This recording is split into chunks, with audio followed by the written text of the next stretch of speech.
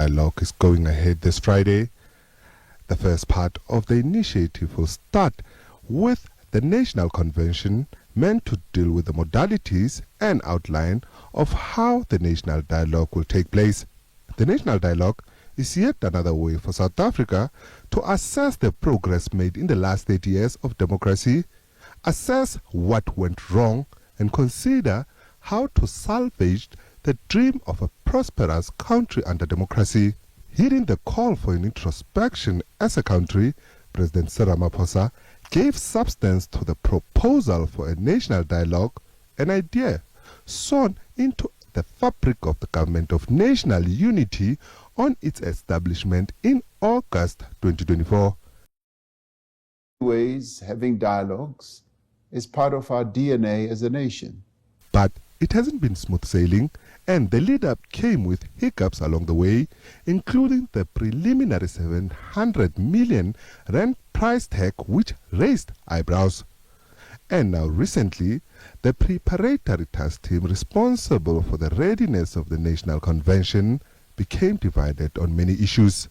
Last week Friday, just the week before the convention, several legacy foundations comprising of the Thabo Mbeki, Desmond and Leah Tutu, F.W. de Klerk, Chief Albert Lithuli, and Oliver and Adelaide Tambo foundations announced their withdrawal from the task team. But the president, as the convener of the National Dialogue, wasn't deterred. The withdrawal of the foundations is not a train smash. The dialogue is going to go ahead. The people of South Africa want the dialogue to go ahead. Forging ahead with the National Convention, the new steering committee, known as the Convention Organizing Committee, has given the assurance that all is ready for the day. Over the last 4 days, so much was done compared to the past several months. That I can say as a matter of fact. The National Dialogue has not garnered universal support. The process has been beset by challenges, and it's not only the legacy foundations that are dissatisfied with how things are. The second largest party in the Government of National Unity, the Democratic Alliance, has also pulled out.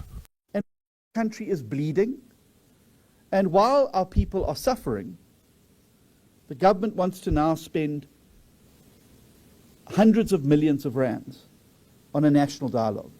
NEDLEC is positive about the initiative.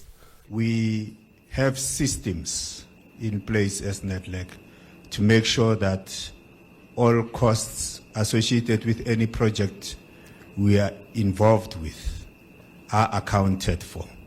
Despite the organizing committee's optimism, there are indications that dark clouds continue to gather ahead of the convention starting on Friday.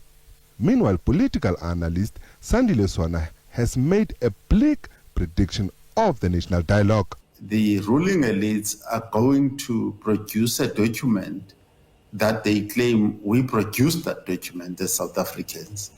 They know exactly where they want to take this process. The ordinary South Africans are going to gain zero. The negative GDP growth rate, the unfavorable GDP growth rate, which lies below 1%, is going to continue. Unemployment is going to escalate to 15 million. This process is not going to help us. Ramaphosa will give the opening address at the two-day National Convention, which is expected to end on Saturday. Nhlanhla Khatlhane, SABC News, Johannesburg.